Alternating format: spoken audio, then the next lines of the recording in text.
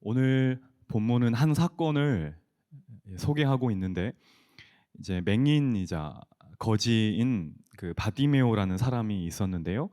이 사람이 예수님을 만나서 눈을 뜨게 된 사건입니다. 여러분 모두 앞을 볼 수 있으시죠? 그래서 앞을 보지 못하는 그 사람의 고통을 저희는 잘 알지 못합니다. 이제 그래서 가끔씩 이제 제가 예전에 벌써 한 10, 거의 20년 좀 덜 된 것 같은데 어둠 속의 대화 이런 프로그램 아시나요? 그걸 저도 한번 해봤었거든요. 대학교 2학년 때인가 해봤던 것 같아요. 정말로 아무것도 보이지 않는 칠흑과 같은 어둠 속에서 시각에 의존하는 게 아니라 다른 감각으로 의존해서 그한 100시간 정도를 보내보는 그 프로그램인데 지금도 한다고 들었어요. 그래서 그거를 해보고 나서 앞을 본다는 게 얼마나 큰 축복인지, 그리고 앞을 보지 못하시는 분들이 얼마나 힘든 삶을 살아가는지를 간접 체험해 본 적은 있습니다.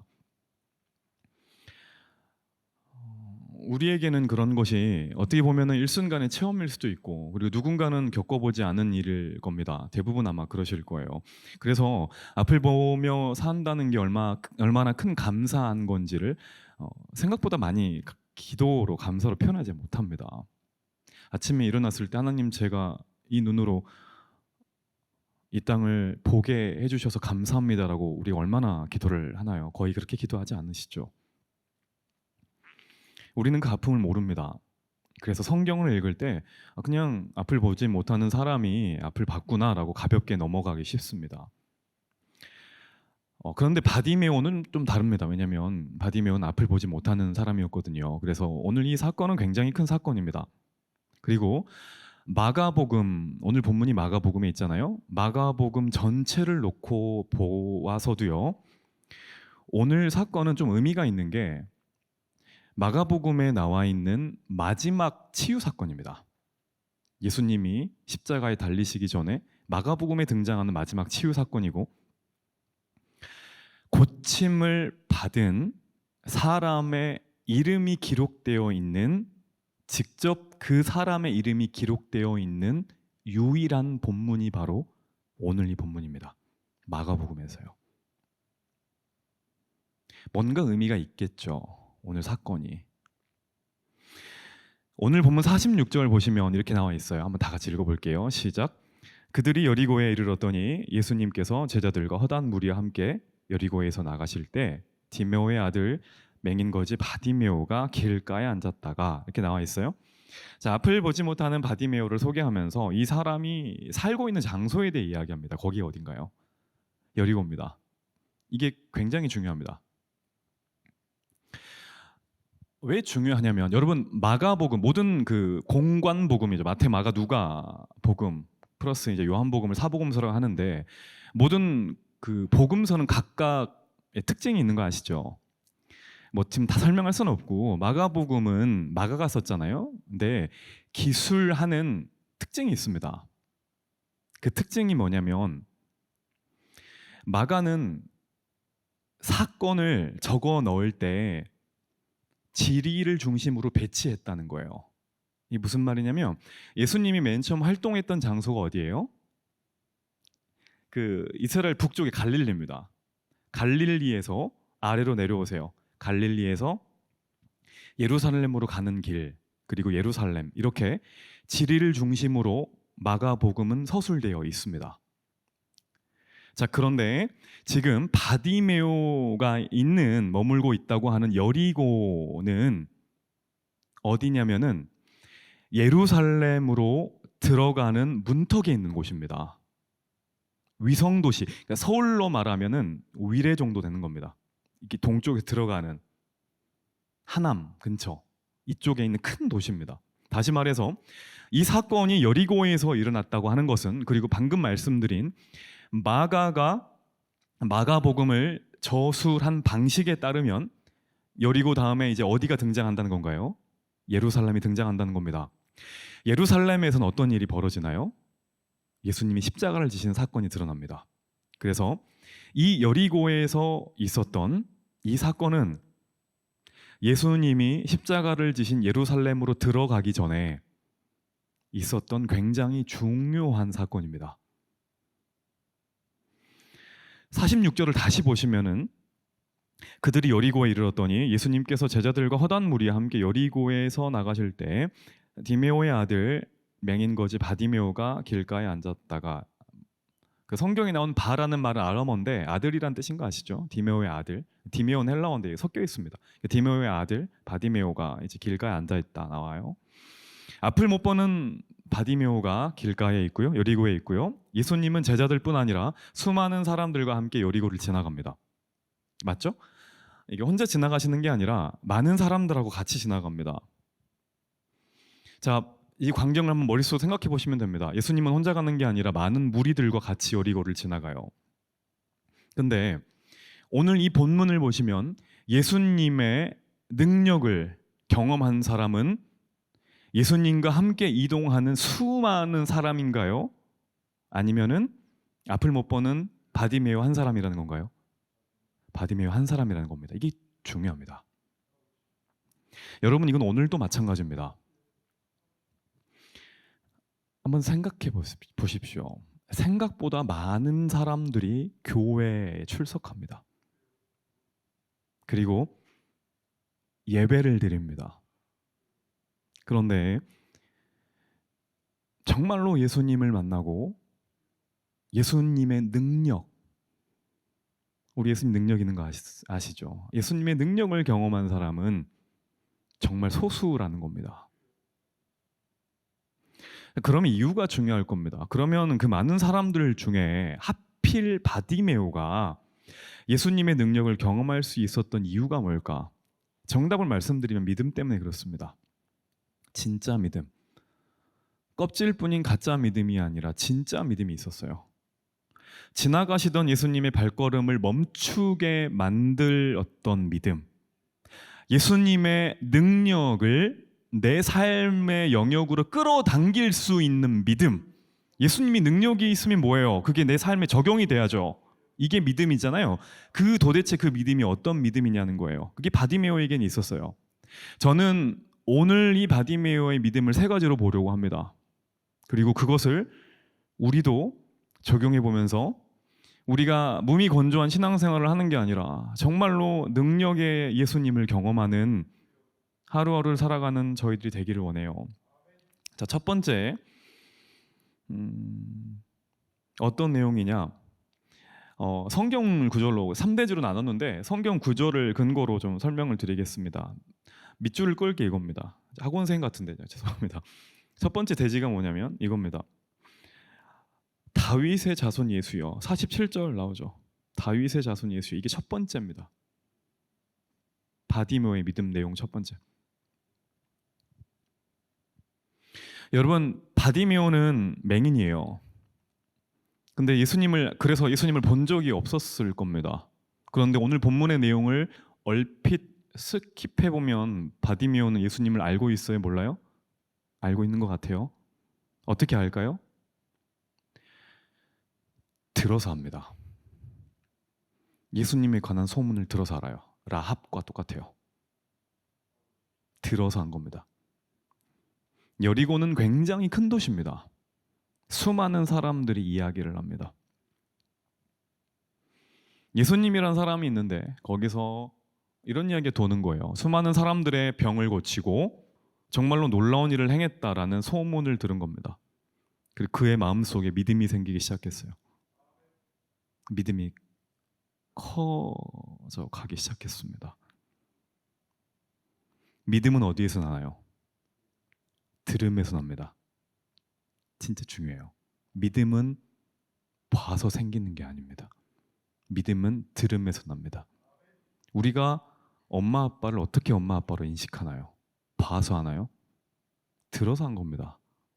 부모의 음성을 듣고 부모의 마음을 깨달은 겁니다. 봐서 하는 게 아닙니다. 믿음은 언제나 들어서 생기는 겁니다. 어떤 소문을 들었는지, 그가 어떤 내용을 듣고 믿음이 생겼는지는 나와 있지 않아요. 그래서 우리가 알 수 없어요. 근데 우리가 한 가지 알 수 있는 건 이겁니다. 소문을 통해서 바디메오가 알았던 거는 예수님이 그냥 훌륭한 사람이구나 이 정도가 아니라는 거예요. 그가 구약에 예언되어 있던 메시아라는 걸 알았는 거예요. 그래서 예수님을 만나면 자신의 삶의 문제가 해결될 거란 믿음이 생겼어요. 이렇게 소문을 듣고 믿음을 키워가던 하루하루가 지나고 어느 날 어떤 소리가 들립니다. 어떤 소리냐면 사람들이 예수님이 나타났다고 말을 해요. 드디어 자기 마을에 나타났대요. 여러분들이 바디메오라면 그때 바디메오의 심장은 어땠을까요? 콩닥콩닥 뛰었겠죠. 엄청 뛰었을 겁니다. 소문으로만 듣던 내가 그 예수를 만날 수 있겠구나. 그냥 있을 수 있을까요? 안절부절했겠죠. 자리에 일어나서 어떻게 할까? 앞이 보이지 않으니까 사람들이 물어봤을 겁니다. 예수가 언제 와? 예수 왔니? 예수 왔나요? 어디로 지나간대요? 라고 귀찮게 물어봤을 겁니다. 간절하니까. 나는 그분을 만나야 되는데 아무도 알려주지 않으니까 바디메오는 애타는 마음으로 거리를 헤매면서 사람들의 옷자락을 붙잡고 물어봤을 겁니다. 그리고 아무도 알려주지 않았을 거니까, 모르니까요.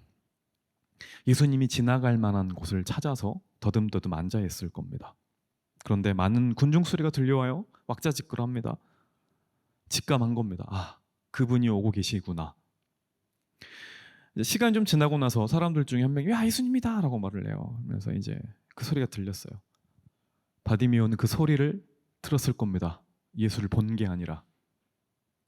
그래서 바디메오는 어떻게 했을까요? 어디엔가 예수님이 계실 만한 곳을 향하여 소리를 칩니다. 뭐라고 외쳐요? 그게 47절 말씀인데 중요한 구절이에요. 같이 읽어보겠습니다. 시작. 나사렛 예수시란 말을 듣고 소리질러 이르되 다윗의 자손 예수여 나를 불쌍히 여기소서. 이게 크게 소리 지르는 거 아시겠죠? 이게 저처럼 차분하게 말한 게 아니라 다윗의 자손 예수야 나를 불쌍히 여기소서 소리 질렀을 거예요. 몇 번 소리 질러요? 2번 소리 지릅니다. 내용은 똑같아요. 똑같다는 것도 중요해요. 바디메오는 예수의 이름을 부르지 않고 다윗의 자손 예수여라고 합니다. 자, 그러면 다윗의 자손 예수여에서 다윗의 자손이 의미한 바가 뭘까요? 아시죠? 메시아란 말입니다. 구약 성경에 기록되어 있는 대로 메시아는 다윗의 가문에서 나온다고 기록되어 있거든요. 바디메오가 왜 다른 호칭 안 쓰고 다윗의 자손 예수여라고 말했을까요? 확신이 있었어요. 그에게는 확신이 있었어요. 저분은 다윗의 자손이다. 여러분, 이게 의미가 있는 게 자꾸 마가복음의 특징을 말해서 죄송한데 이 본문이 그렇게 중요해서 그러는 거예요. 마가복음에서 오늘 바디메오 말고요, 예수님을 다윗의 자손이라 부른 사람은 등장하지 않습니다. 마가복음 전체에서 예수를 다윗의 자손이라 칭한 사람은 바디메오밖에 없어요. 왜 이 본문이 그렇게 중요한지 알겠죠? 그만큼 바디메오의 고백은 중요하고 의미 있다는 거예요. 오늘 본문과 똑같은 사건을 기록한 병행 본문이 누가복음 18장에 있는데 이 중간에 이런 구절이 나옵니다. 제자들이 하나도 깨닫지 못하였으니라고 기록되어 있어요. 뭘 깨닫지 못했냐면, 자, 지금 오늘 이 사건을 보기 전에 테이프를 좀 뒤로 감아 보면은 이런 얘기가 나와요. 제자들이 모여 있고 예수님이 제자들에게 이런 말을 합니다. 바디메오를 만나기 전에 예수님이 제자들에게 말을 해요. 그게 오늘 본문 그 10장 가운데 부분에 있는데 간단히 말하면 이겁니다. 지금 여기 어디니 얘들아? 저 앞에 여리고 있지? 여리고 다음에 어디야? 예루살렘인데요. 제자들은 신난 거예요. 드디어 이제 왕이 되려고 하나 보다. 근데 예수님이 그건 아니죠. 나는 거기 가가지고 고난을 받고 3일 만에 죽을 거야. 그래서 3일 만에 부활할 거란다라고 십자가 사건을 말합니다. 제자들은 몰라요. 깨닫지 못합니다. 제자들은 예수님을 따라다닙니다. 따라다녔습니다. 지금도 예수님 옆에 있어요. 그런데 몰라요. 안 믿은 겁니다. 말은 하셨는데. 근데 한 사람이 깨달아요. 그게 누구예요? 맹인이 깨달아요. 그게 바디메오입니다. 예수님 곁에 있던 제자들은 눈을 뜨고도 귀가 열려 있는데 예수님 말하는 것을 못 알아먹습니다.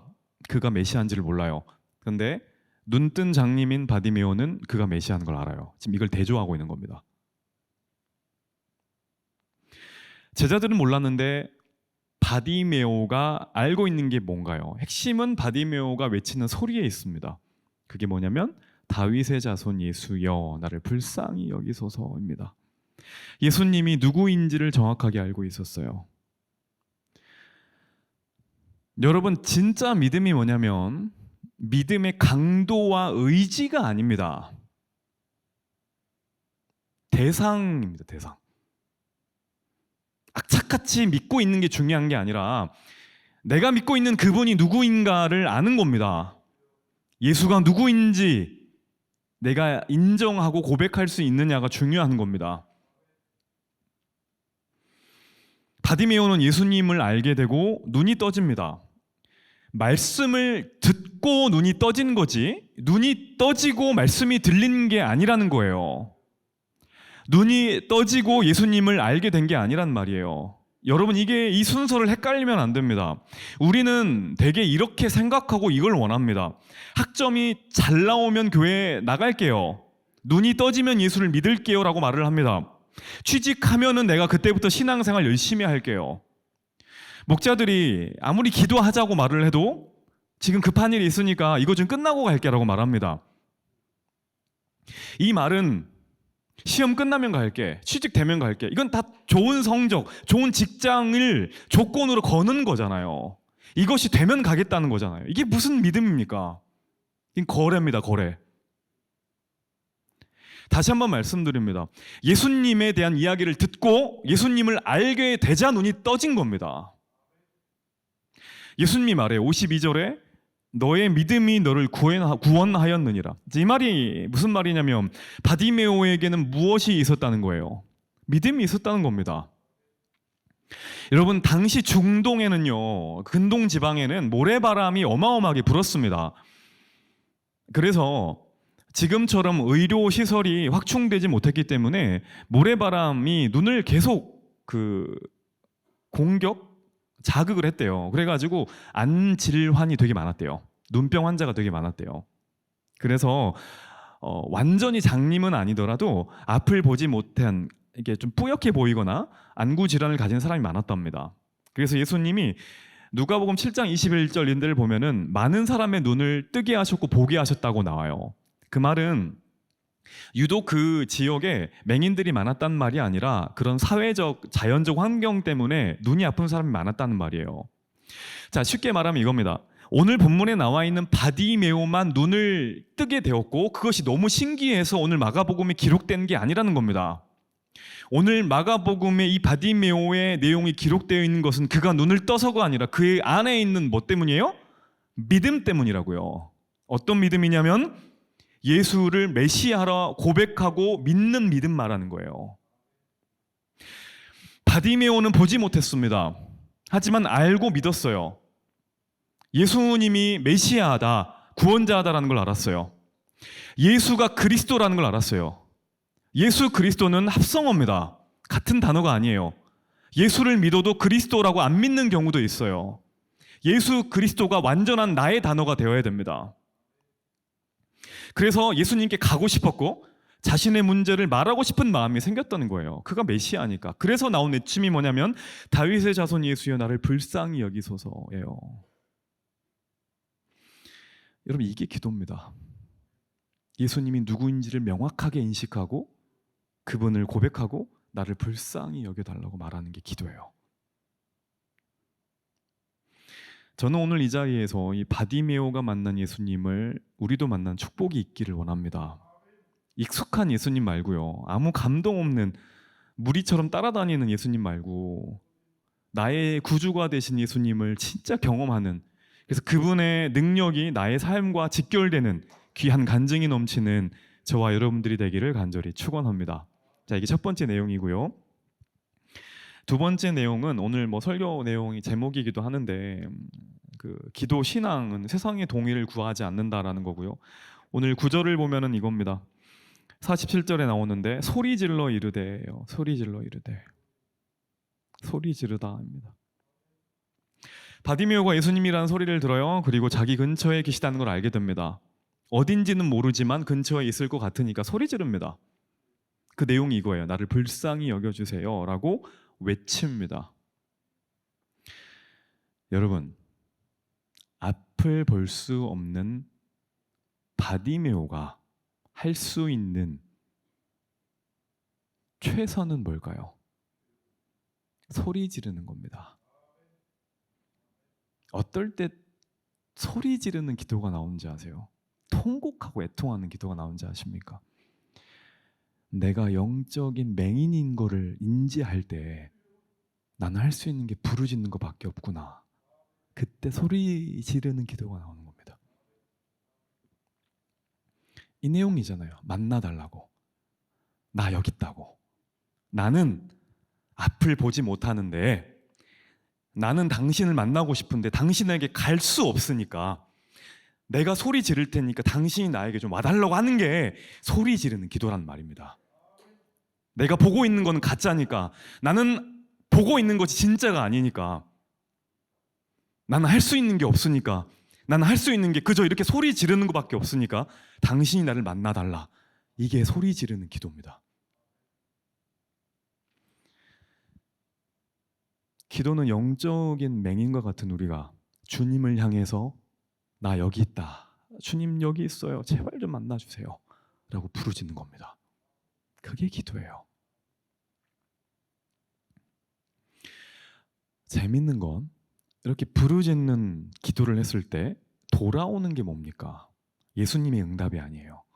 예수님은 침묵하고 즉시 돌아오는 건 뭐예요? 사람들의 비난입니다. 48절 말씀 보실까요? 같이 읽어보겠습니다. 시작. 많은 사람이 꾸짖어 잠잠하라 하되 그가 더욱 크게 소리질러 이르되 다윗의 자손이여 나를 불쌍히 여기소서. 사람들이 예수님을 향해 소리치는 바디메오를 꾸짖었던 이유가 뭐예요? 그가 소리질러서 그랬을까요? 아니에요. 그가 거지이고 맹인이어서 그래요. 이런 거죠. 감히 거지 주제에 어디서 소리를 쳐 이거죠. 바디메오는 몇 번 외쳐요? 2번 외칩니다. 47절에 나사렛 예수시란 말을 듣고 소리질러 이르되, 48절에 많은 사람이 꾸짖어 잠잠하라 하되 그가 더욱 크게 소리질러 이르되. 첫 번째 외침과 두 번째 외침 사이에 뭐가 있어요? 핍박이 있어요. 여러분, 기도를 시작하면 뭐가 먼저 오는지 아세요? 핍박이 옵니다. 나의 첫 번째 기도가 시작되면은 응답이 오기 전에 핍박이 옵니다. 잠잠해라, 조용해라. 바디메오는 감당하기 힘든 수치와 조롱을 받아요. 그리고 더 가슴 아픈 게 뭐냐면 바디메오를 꾸짖는 사람이 한 사람이에요, 여러 명이에요? 여러 명입니다. 많은 사람들이라고 성경은 기록하고 있어요. 대중이 침묵을 요구하는 겁니다. 바디메오에게. 그리고 그 대중은 지금 누구 옆에 있는 사람이에요? 예수 옆에 있는 사람입니다. 예수 옆에 있는 수많은 사람들이 예수를 향해 간절히 부르짖는 바디메오에게 말하는 겁니다. 침묵해라. 조용해라. 내가 기도를 시작하려고 할 때 나를 핍박하는 사람은 어디서 올까요? 멀리 있지 않아요. 교회 공동체 안에서 옵니다. 여러분 생각해 보십시오. 한 사람만 나에게 꾸짖어도 마음이 덜컹하죠. 여러분 오늘 이 자리에 기도하러 오기까지 얼마나 용기를 내셨습니까? 그런데 누군가가 너 좀 이거 할 때야 라고 꾸짖은다면 여러분들 마음이 얼마나 두근거리겠습니까? 게다가 여러분들을 잘 아는 사람들이, 한 명도 아니고 수많은 사람들이 여러분들에게 기도하는 것을 비난하고 핍박한다면 우리들의 심장이 어떻겠냐고요. 보통 사람들 같았으면 거기서 멈췄을 겁니다. 그런데 바디메오는 거기서 멈추지를 않아요. 더 크게 소리 질러요. 다윗의 자손 예수여 나를 불쌍히 여기소서. 여러분, 왜 기도가 멈춰지는지 아십니까? 의지의 부족이 아니에요.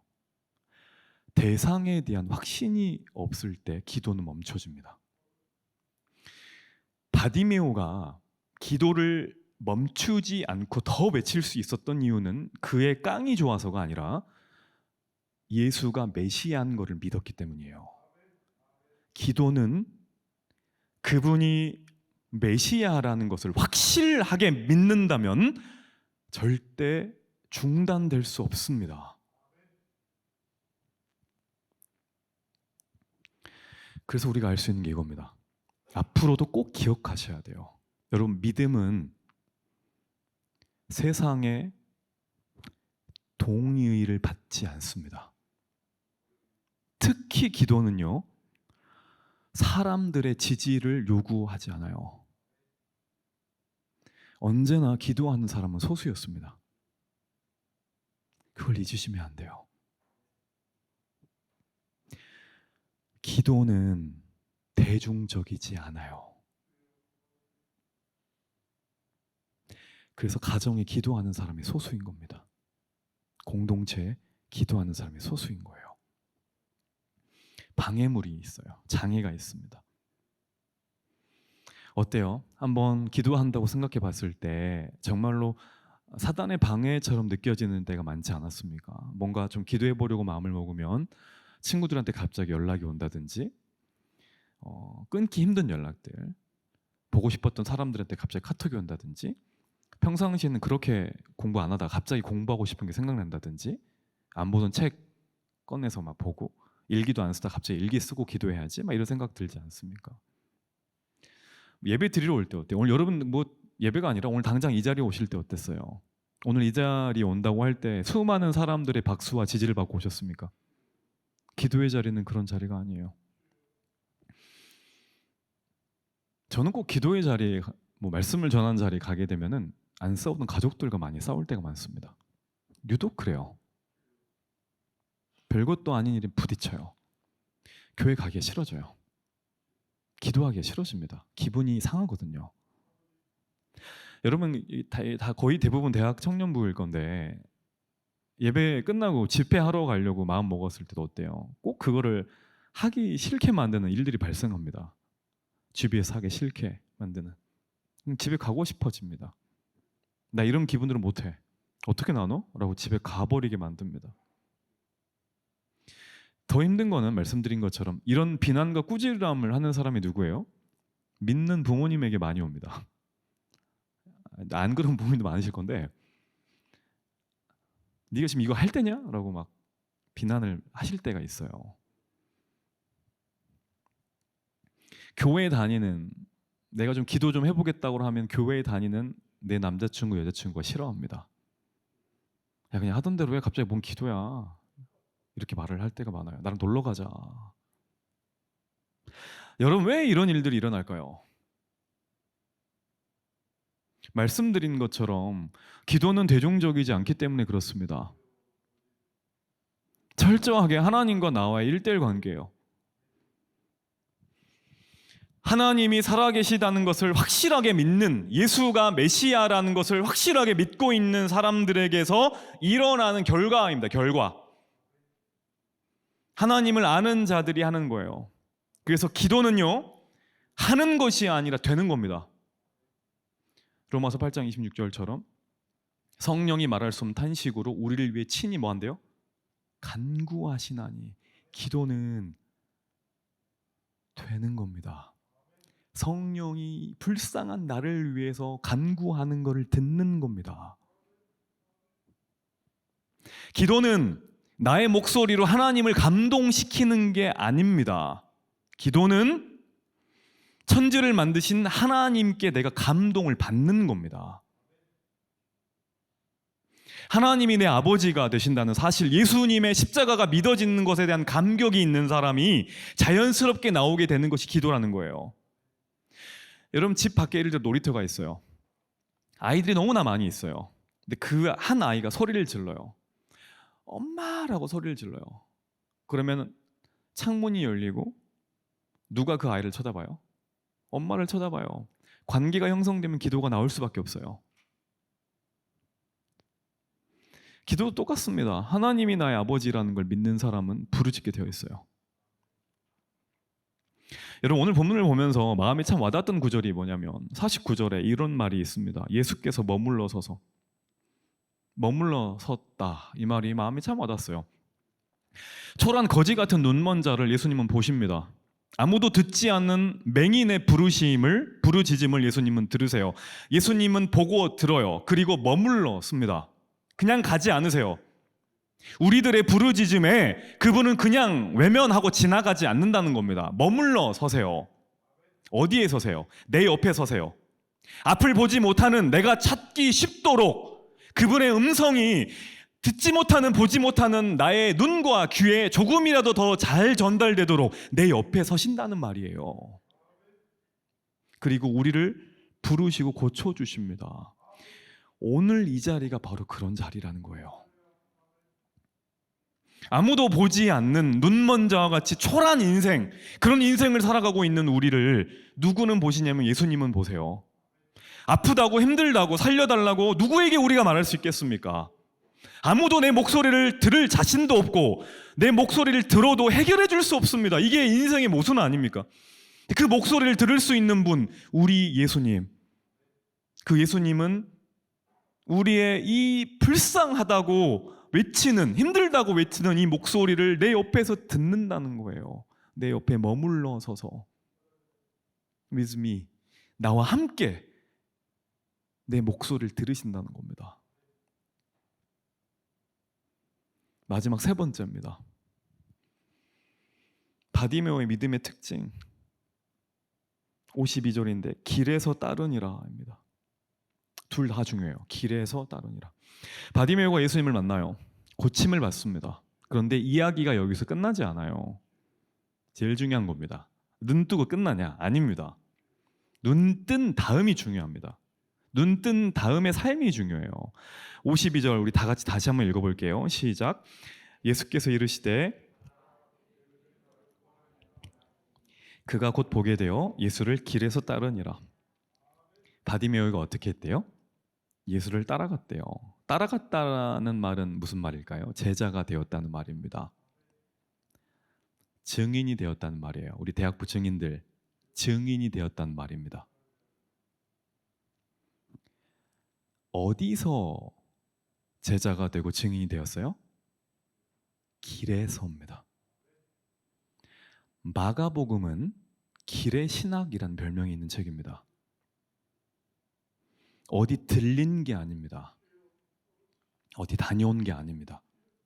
예수님을 만난 바로 그 자리에서 예수님의 증인이 되었고 예수님의 제자가 되었어요. 그 길이 어떤 길이에요? 바디메오가 구걸하던 길입니다. 아무런 소망 없던 길입니다.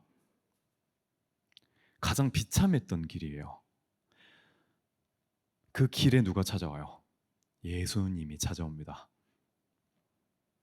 예수님을 만나니 가장 비참했던 자리가 어떤 길이 돼요? 제자의 자리가 됩니다. 증인의 자리가 됩니다. 여러분, 우리 삶에 가장 비참한 자리가 있죠. 내가 그 길에 머물러 있다 할지라도 누가 내 옆에 서서 머물러 있으면요, 예수님이 내 옆에 서서 머물러 있으면 나는 내가 머물러 있는 가장 비참한 자리에서 예수의 제자가 될 수 있습니다. 그것을 사명이라 하는 겁니다. 그래서 나의 아픔과 고통은 사명으로 연결되는 겁니다. 그 전환점이 뭐냐면 예수를 만나는 겁니다. 여러분, 예수님을 만난 사람은 두 부류로 나뉩니다. 제자가 되거나 무리가 되거나. 무리는 내가 원하는 것이 이루어지면 떠납니다. 길에서 벗어납니다. 교회를 떠나고 공동체를 떠납니다. 자, 그런데 제자는요, 내가 원하는 것이 이루어지면 그 길을 걸어갑니다. 그게 제자입니다. 예수님을 만난 길, 비참한 나의 인생길을 벗어나지 않아요. 왜냐하면 그분이 있으니까. 어떻습니까? 우리는 예수님을 따라서 여전히 그 길에서 걷고 있는 제자입니까? 아니면 예수님을 만나 눈을 떠서 그 길에서 벗어나 있는 무리입니까? 나는 제자인가요? 나는 무리인가요?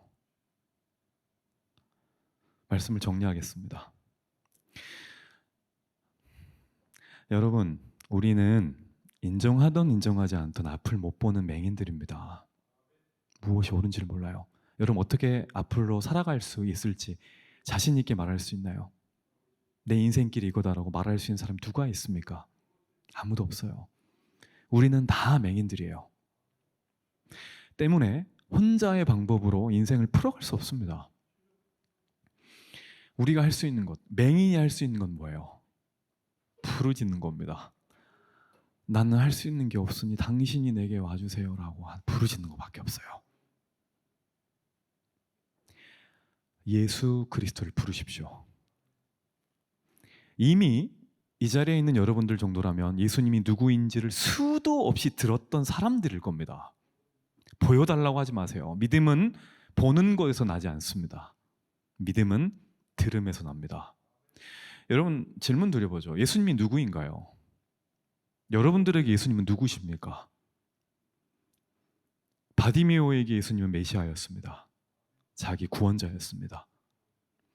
예수님은 우리의 구원자십니다. 그분 살아계신 하나님의 아들입니다. 내 옆에 서서 비참한 나의 인생을 돌보시는 나의 목자십니다. 나를 사랑하시는 분이십니다. 내가 그분을 배반해도 그분은 나를 버리지 않으시는 분입니다. 어떠한 말로 그분을 더 많이 수식할 수 있을까요? 신앙은, 특히 기도는 사람들의 동의를 구하지 않습니다. 아무도 기도하지 않는다고 해도 포기하지 마십시오. 기도의 길은 언제나 외로운 길입니다. 온 세상 날 버려도 예수님은 버리지 않습니다. 기도는 그 힘으로 하는 겁니다. 사람들의 지지를 받고 하는 게 아니라 예수님이 나를 버리지 않는다는 그 믿음으로 하는 것이 기도입니다. 바디메오와 같이 아무도 거들떠 보지 않는다 할지라도 언제나 내 옆에 서서 머물러 계시고 나의 음성을 들으시는 예수님을 끝까지 천국 가는 그날까지 붙잡고 우리가 서 있는 이 길에서 이탈하지 말고 주님을 따라가는 주의 진정한 제자들과 증인들이 되기를 우리 구주의 이름으로 간절히 축원합니다.